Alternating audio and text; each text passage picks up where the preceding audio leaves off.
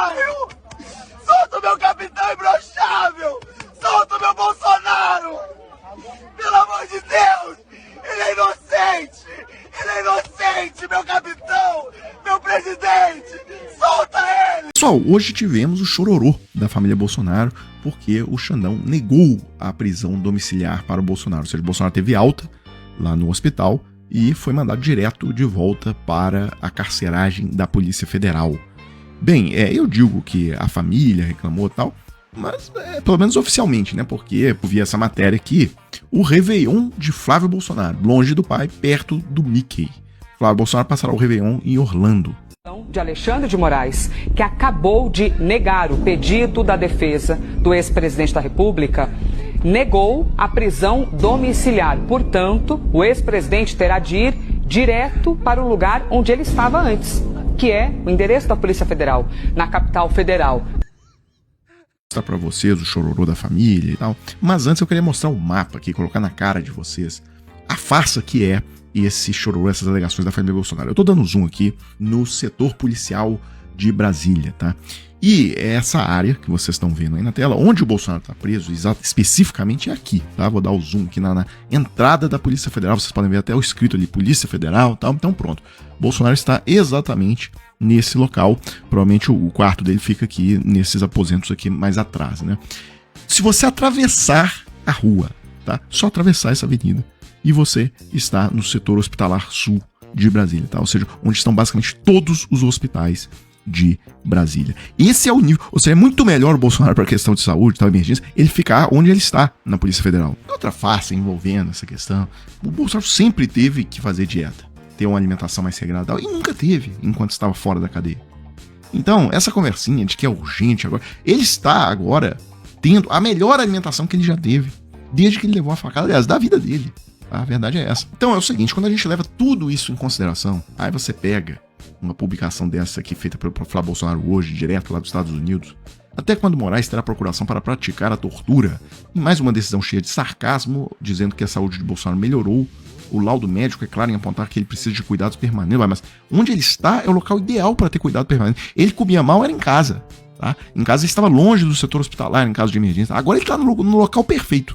Bem, pessoal, mas enfim, começamos o ano, né? A primeira notícia já relacionada à economia é que o salário mínimo passou para R$ 1.621. Tá? E o que acontece é que isso aqui será a discussão central da eleição, apesar de que o Flávio Bolsonaro não vai falar isso publicamente. O plano econômico envolve acabar com esses reajustes do salário mínimo acima da inflação. O plano econômico ligado ao Flávio Bolsonaro. Mas ele não vai dizer isso publicamente. O Tarcísio chegou a falar publicamente que a questão era realmente acabar com esses aumentos do salário mínimo. Se o Lula perde as eleições, em 26, em 27 alguém assume, podendo, com a caneta, estabilizar a relação dívida-PIB facilmente, zerando o déficit primário. Como? Reduzindo o aumento do salário mínimo. Uma parte significativa das despesas, e a gente reclama muito disso, é obrigatório. 3/5 das despesas hoje já são obrigatórias se você colocar estados e municípios. E elas são corrigidas a salário mínimo. Se o governo não tivesse feito esse aumento do salário mínimo que fez, ele deu 7% do aumento, tivesse dado só o IPCA de 4%, ele teria economizado cerca de 43 bilhões de reais. Se chegar a uma situação em 2027 realmente preocupante, se o Lula perde as eleições, basta o presidente passar, corrigir o salário mínimo um pouco abaixo da inflação. Ele estabiliza o déficit público num patamar razoável, faz o ajuste em despesas e a situação é resolvida. Como isso é possível de ser feito, o mercado não se desespera agora. Então, há uma saída. O Paulo Guedes fez um ajuste assim. Não teve uma reforma. O ajuste foi feito com base no ajuste do salário dos funcionários públicos. No finalzinho ele misturou duas coisas, tá? Uma foi que o governo Temer / Bolsonaro ficaram 7 anos e com os salários dos servidores públicos congelados, tá? Isso aí é uma parte da coisa. Agora, tem a outra parte da coisa, é que eles passaram 7 anos também sem dar reajuste real no salário mínimo, eles só corrigiam pelo IPCA. E isso levou, por exemplo, 70% das aposentadorias no Brasil e dos benefícios sociais são calculados em cima do salário mínimo. O próprio benefício tem o valor do salário mínimo. Então, isso significa que o pessoal ficou quase uma década sem ter qualquer reajuste real. Bem, também, para começar bem o ano, hoje nós tivemos aquela cena épica da Globo do Paraná entrevistando o pessoal na praia. E o cara me soltou essa aqui. O pessoal daqui, essa família aqui, eu falei antes com eles, eles são de Curitiba.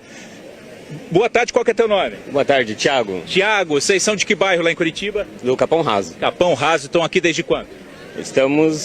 Viemos para passar a virada, né? No final de semana a gente chegou aqui. Legal, pegaram um tempo bom, estão curtindo, estão aproveitando. Ah, uma maravilha, né? Sol, mar gostoso, Bolsonaro preso, não tem nada melhor do que isso. Muito obrigado, viu, pela sua participação. Tá, então, família de Curitiba que veio aqui para curtir a praia no litoral do nosso estado. E aí, aproveitar que o assunto do dia foi essa questão da prisão do Bolsonaro, se ia pra domiciliar, se não ia e tal. Eu gostei muito de uma jornalista da Band, o que ela falou hoje, tá? Ela mandou tudo. Eu vou fazer só 2 observações no final sobre a fala dela, mas tá muito bom, tá? O que ela disse tá perfeito. Eu só vou arrematar ali com 2 informações. Enquanto o ex-presidente Jair Bolsonaro estiver preso, a gente vai noticiar e vai escutar os filhos dele, a família, dizendo que ele está muito mal, que ele não tem condições de ficar preso e que ele deve retornar à prisão domiciliar, mesmo após o episódio da tornozeleira eletrônica derretida.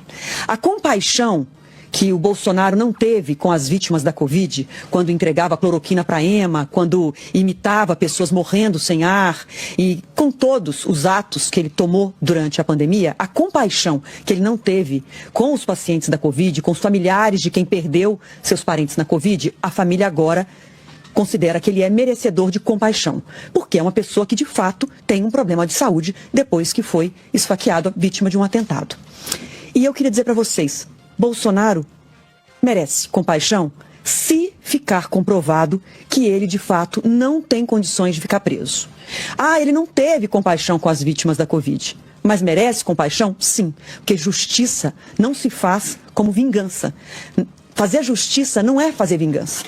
Então, se ficar comprovado, do ponto de vista médico, por uma junta de profissionais, que de fato ele não tem condições de seguir numa cela, mesmo que uma cela especial, na sede da Polícia Federal, ele merece a compaixão.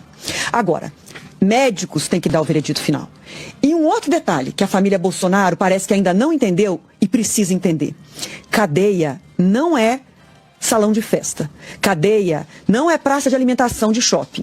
Não é sala VIP de aeroporto. Cadeia é cadeia. Tem regra, tem limite e tem que ser seguido. Seja na carceragem da polícia ou numa prisão domiciliar. Bem, então, em primeiro lugar, ela disse que o Bolsonaro precisa que um médico ateste a condição de que ele tem que ir para casa, tal, que ele não consegue ter o atendimento médico ali na PF, enfim. Tem que ser a perícia médica da Polícia Federal.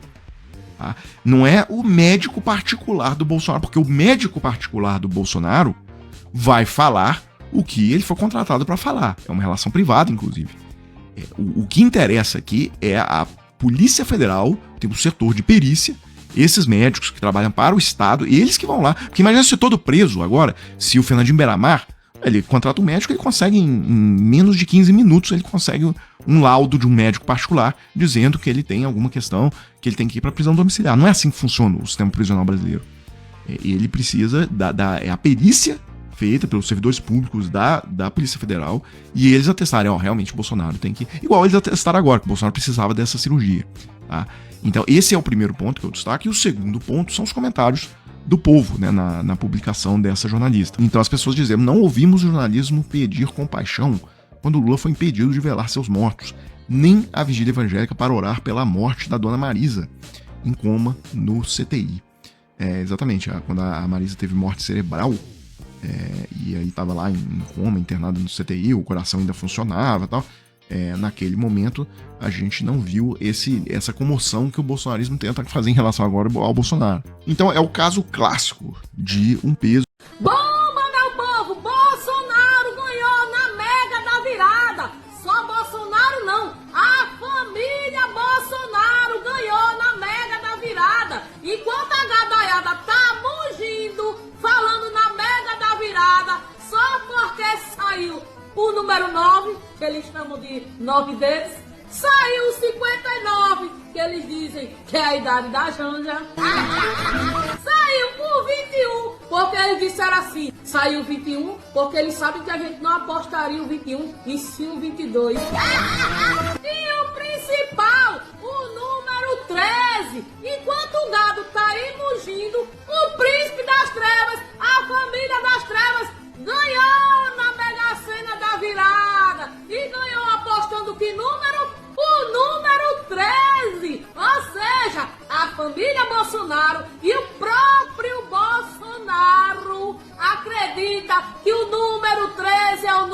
da sorte. Enquanto isso, a gadaiada tá aí mugindo. E eu tava pensando, que prisão boa é essa, né? O presidiário apostando na Mega Sena e ainda ganhou de quebra. Calma, que eles ganharam só uma quadra. R$216. Já dá pra comprar um remedinho com soluço, né? Mas ganhou. E o principal, apostou que o número 13 é o número da sorte, gadaiada. E vocês aí, mugindo, tristinho. Beijinho no chifre. Solta o meu capitão imbrochável! Solta o meu Bolsonaro! Pelo amor de Deus! Ele é inocente! Ele é inocente, meu capitão! Meu presidente! Solta ele! É 13, é 13, é 13, é 13. Pegou pressão. É 13, é 13, é 13, é 13. Pegou pressão. É 13, é 13, é 13, é 13. Pegou pressão. É 13, é 13, é 13, é 13. É o 13 do povão. É 13, é 13, é 13, é 13. Pegou pressão. É 13, é 13, é 13, é 13. Pegou pressão. Da Nicole Chupeta. É isso mesmo. Deputada, não tá Isso, é cabelo loiro falando besteira? Aí, ó, ficou putinha. Ô, deputada! Vem cá, meu Ô, deputada! Aqui eu fico, aqui, ó. Você trabalha aqui na A Câmara? deputada ficou bravinha. Você trabalha aqui na Câmara? E se eu trabalhar? Aí, ó, só falei que não trabalha, Antes desse vídeo continuar, já compartilha nos stories. Você não pode atacar uma pessoa, um servidor público em serviço. Quem que eu ataquei, Nicole? Em exercício, você Só falei o que você falou em plenário, Nicole. Você filmou. Ô, Nicole, mas que isso? Eu sou livre, liberdade de expressão, Nicole. Meu amigo, os teus likes... Respeita pra quem merece, meu querido. Aqui, ó. Não é o defensor da liberdade de expressão irrestrita. Aí, ó, a Nicole ficou putinha. A Nicole ficou bravinha, gente. Vai lá pra cadeia lá. Ah lá, sabia que ia ficar bravinha. Vai lá responder, juiz. Dá essa risadinha quando você Ai, beleza, pode deixar. Mas filma tudo. Não tem problema com isso não. Não pode ser questionado, né? Não pode. Isso mostra que eles não defendem a liberdade de expressão de forma irrestrita. Eu fui processado, mandaram me prender e eu ganhei o processo. Deixa aqui nos comentários uma risadinha pro surto da Nicole, compartilhe esse vídeo com um amigo ou nos stories e me siga para continuar se informando e combatendo a direita. Tamo junto! O senhor verbalizou que o Rio de Janeiro hoje, nessa esfera de interface entre o crime organizado e o poder público, teria duas organizações criminosas, uma na LERJ e outra no governo. Definindo isso e tentando traçar uma espécie de organograma, na cabeça da organização criminosa da LERJ teria o deputado Bacelar. Isso. Na cabeça da organização criminosa do governo, quem seria? O governador. O próprio Castro. Abaixo deles, quais seriam os nomes mais relevantes dentro dessa estruturação de crime? Olha, na Assembleia tem a chamada Tropa do Bacelar, que são os deputados Poubel, Alan Lopes, e eu não me recordo, tem um terceiro, Amorim, que é Rodrigo Amorim, que é o presidente da CCJ. No governo, aí é geral, mas tem aquela turma que eles chamam lá de turma do charuto. Não sei por que esse apelido. Não sei nem se o governador usa charuto, mas é o apelido da turma do charuto, que é o governador, é o seu conterrâneo, o senhor André Moura, aliás, o senador, o senhor André Moura, o que ele vem aprontando no Rio de Janeiro é quase que um refúgio. Ele está fugindo de Sergipe, porque não é possível que o cara faça as situações que faz lá com tanta disfarçatez. Eu não sei se Vossa Excelência tem conhecimento. Ele estava guardando um alto valor dentro de casa e aí o dinheiro sumiu. Aí ele deu parte como foi um assalto. Só conhece o delegado de polícia. O Contarato está até rindo. Ele é delegado de polícia. Na verdade, ele deu uma volta. Bom, a polícia um banho. O termo policial é esse. Eles deu um banho. Mas eu não vou discordar do delegado de polícia. Continuando ali na turma do charuto. Rodrigo Abel, o André Moura, o seu conterrâneo, não é seu colega. Pela sua postura, o senhor não pode ser colega do André Moura. Mais uma mentira desmontada na CPMI do INSS. Na última quinta-feira, teve uma operação da Polícia Federal e vários órgãos da imprensa, inclusive eu tenho aqui matérias, Ferraris, Porsches e mais apreensões na operação contra sindicato ligado ao irmão de Lula. Os senhores devem ter visto essas matérias. Ferrari, 3 Porsches, BMW, uma Ferrari de 4 milhões de reais. Em todas elas, em muitas matérias, inclusive reproduzidas por parlamentares, fazendo referência que teriam sido feitas essas apreensões no sindicato e sempre, como tem sido aqui a conduta da oposição, tentando criar um vínculo absolutamente inverídico com o irmão do presidente Lula. Quero comunicar aos senhores e às senhoras que reproduziram essa mentira, tanto parlamentares como também a imprensa, de que isto é uma grande mentira e uma grande fake news. Eu tive a preocupação de entrar em contato com o pessoal do Sindinap e pedir para eles, bota lá no quadro, o auto de apreensão da Polícia Federal no Sindinap, senhor presidente. E os senhores podem observar aí um CPU, outro CPU, documentos diversos, dizendo ali a sala onde foram apreendidos, e a grande denúncia foi 43 mil reais no cofre da tesouraria. No cofre da tesouraria. Quanto? Foi isso aí que foi apreendido no Sindinap, senhor presidente. Nenhum carro, nenhum veículo de luxo. Inclusive, nos diretores do Sindinap também não foram apreendidos nenhum desses carros de luxo, relógios bilionários, que tem sido aí divulgado de forma irresponsável por alguns órgãos da imprensa e também por parlamentares, alguns inclusive dessa comissão. Agora, o interessante, senhor presidente,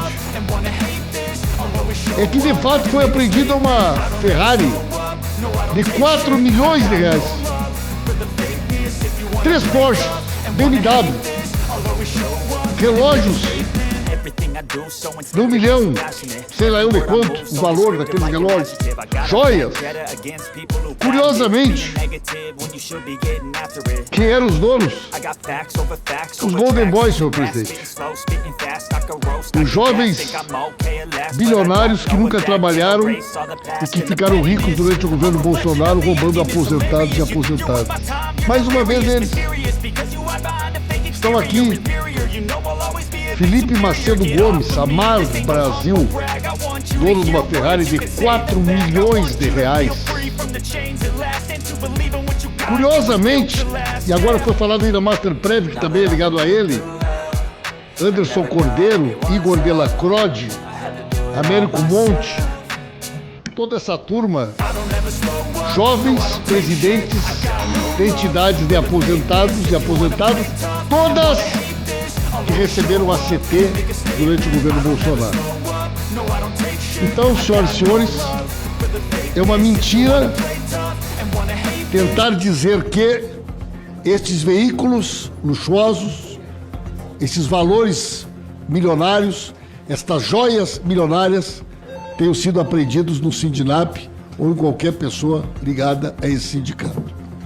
Não tenho procuração para defender o Sindinap, mas não aceito injustiça, canalice, mau caratismo e fake news. E é isso que foi feito.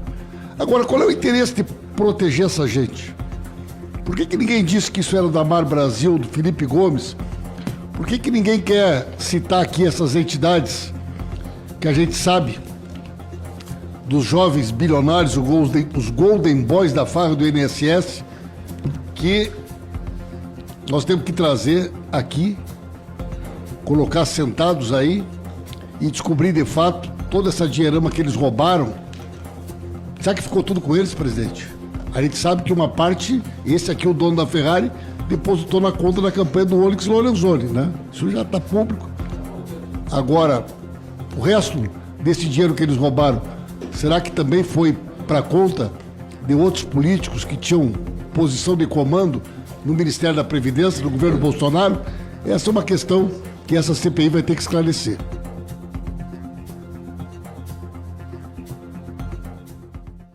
Toda a luta da história do nosso país vai ser a cidadania e os direitos políticos sociais para os trabalhadores e para as trabalhadoras. Essa vai ser toda a luta, porque as elites sempre tiveram. Elas tiveram o direito de voto censitário no Império, votava quem tinha propriedade.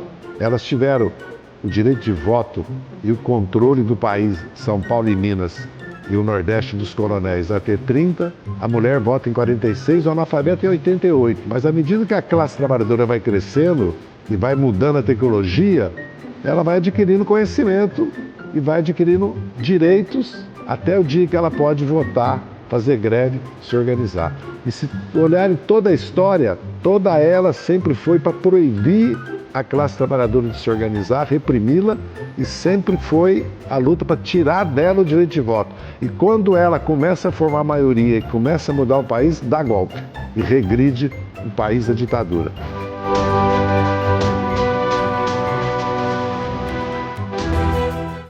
Galera, compartilha esse vídeo porque ele vai fazer muito bolsonarista surtar. O ministro Luiz Roberto Barroso, do Supremo Tribunal Federal, revelou em uma entrevista para a Folha de São Paulo que contratou um economista para o STF para que ele fizesse um levantamento de qual governo, desde a redemocratização, que tem os melhores indicadores sociais e econômicos no Brasil. E adivinhem qual a resposta? Eu não vou contar para vocês, eu vou deixar que o próprio ministro conte. Antes de mostrar a resposta, só vou pedir que deixe um comentário para engajar, senta o dedo no compartilhamento, manda esse vídeo para todo mundo, deixa a curtida, me siga e se gosta do conteúdo que eu produzo, do enfrentamento aos vigaristas intelectuais e psicopatas hospedados na política brasileira, quem puder e quiser apoiar meu trabalho, a chave é essa aqui, qualquer apoio será muito bem-vindo. Agora fica com a resposta do Barroso. O juiz não deve ter preferências políticas. Sim.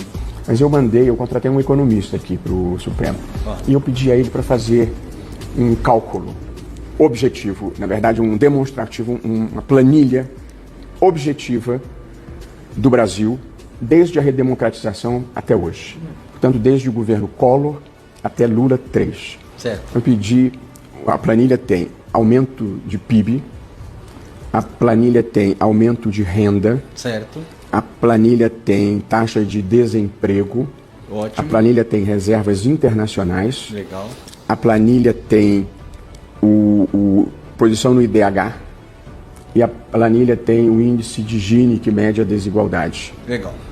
Nós melhoramos em todos esses índices. Certo. E os governos do presidente Lula foram objetivamente os de melhores indicadores.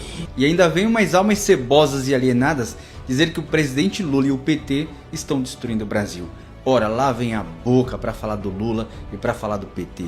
Deixe aí nos comentários a sua opinião. Se gostou do vídeo, curta, comente, compartilhe, aproveite para me seguir. E se gosta do meu conteúdo, apoie meu trabalho. Tamo junto, é Lula no primeiro turno em 2026. Vamos para cima.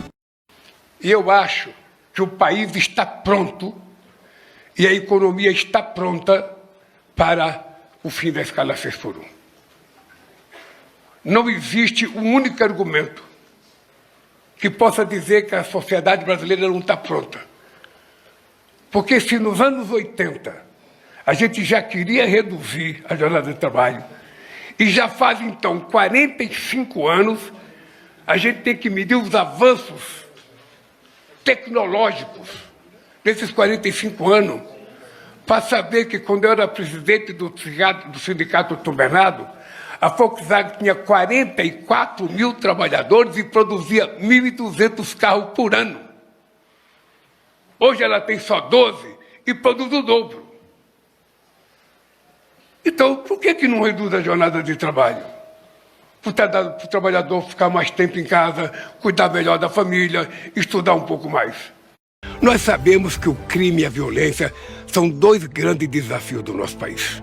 Neste ano, a Polícia Federal comandou a maior operação já feita contra o crime organizado. O combate às facções criminosas chegou pela primeira vez ao andar de cima, e nenhum dinheiro ou influência vai impedir a Polícia Federal de ir adiante. Quero aproveitar este momento também para falar que um povo tão gentil e capaz de produzir coisas tão belas não pode aceitar a violência contra a mulher. Vou liderar um grande esforço nacional, envolvendo ministérios, instituições e toda a sociedade brasileira. Nós que somos homens devemos fazer um compromisso de alma. Em nome de tudo que é mais sagrado, seja um aliado. Nós sabemos que o crime e a violência são dois grandes desafios do nosso país. Neste ano, a Polícia Federal comandou a maior operação já feita contra o crime organizado. O combate às facções criminosas chegou pela primeira vez ao andar de cima e nenhum dinheiro ou influência vai impedir a Polícia Federal de ir adiante. Quero aproveitar este momento também para falar que um povo tão gentil e capaz de produzir coisas tão belas não pode aceitar a violência contra a mulher. Vou liderar um grande esforço nacional, envolvendo ministérios, instituições e toda a sociedade brasileira. Nós que somos homens devemos fazer um compromisso de alma. Em nome de tudo que é mais sagrado, seja um aliado. E eu usei isso na campanha eleitoral. Eu falava, olha, vários governos que passaram gastavam 300, 400 bilhões de reais ano pagando juros de dívida sem tomar nenhuma medida para corrigir esse problema. E o Lula chegou, pegou 10 bilhões só e atingiu 40 milhões de famílias favoravelmente com Bolsa Família. Isso é um impacto extraordinário. Mereceu ganhar uma eleição, 2 eleições, soube trabalhar. Com pouco dinheiro melhorou a vida de muitos brasileiros. E eu usei isso na campanha eleitoral. Eu falava, olha, vários governos que passaram gastavam 300, 400 bilhões de reais ano pagando juros de dívida sem tomar nenhuma medida para corrigir esse problema. E o Lula chegou, pegou 10 bilhões só e atingiu 40 milhões de famílias favoravelmente com Bolsa Família. Isso é um impacto extraordinário. Mereceu ganhar uma eleição, 2 eleições, soube trabalhar. Com pouco dinheiro melhorou a vida de muitos brasileiros. E a Vilares não tinha refeitório. As pessoas iam comer no bar ou levavam marmita. E eu estava numa situação tão precária que teve um dia que eu não levei marmita. Mas eu não levei marmita e eu fui para o bar, onde as pessoas comiam lanche. E sempre era muito novo de fábrica e sempre os companheiros ficavam oferecendo alguma coisa para você. Ô Lula, você não vai comer? Não, eu não estou com fome. E cada vez que eles colocavam o sanduíche de mortadela na boca, eu imaginava eu mordendo aquele sanduíche. E ficava lá o tempo inteiro com vergonha de dizer que estava com fome e voltava para trabalhar. Isso acontecia.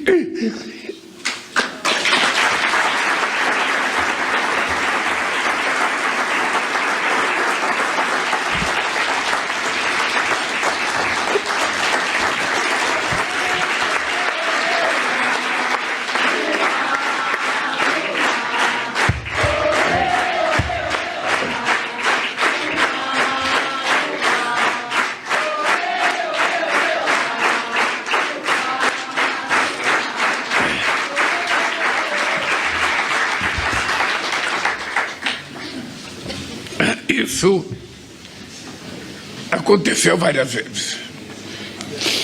Eu estava dizendo hoje que eu fui comer pão pela primeira vez.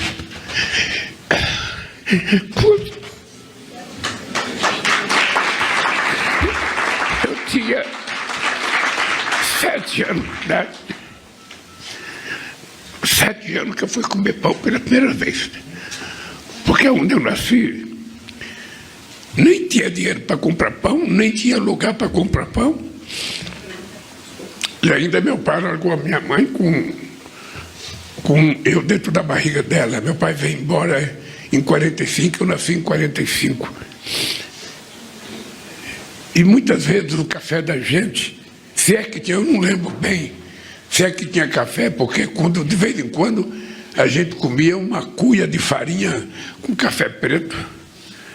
Mas hoje eu fico pensando que a gente também não tinha dinheiro para comprar café. Então eu fico imaginando como é que uma mãe consegue criar os filhos nessas condições humanas que tantas mães ainda criam hoje. E se o Estado, na hora que vai elaborar o orçamento, ele não resolve colocar um pouco daquele dinheiro do orçamento para cuidar disso, quem vai cuidar? Qual é a alma de um ser humano que, quando vai discutir o orçamento, e se discute dinheiro para acabar com a fome, ele fala, não pode gastar. O mundo é assim por causa disso. Porque tem uma cultura estabelecida, sabe, na política universal, de que isso vem desde a monarquia. O que era um palácio? O que era a vida dos monarcas? Viviam cercados no palácio, comendo do bom e do melhor, no avião de Nabab, e o povo do lado de fora passando fome, trabalhando para eles. Era isso que era a monarquia.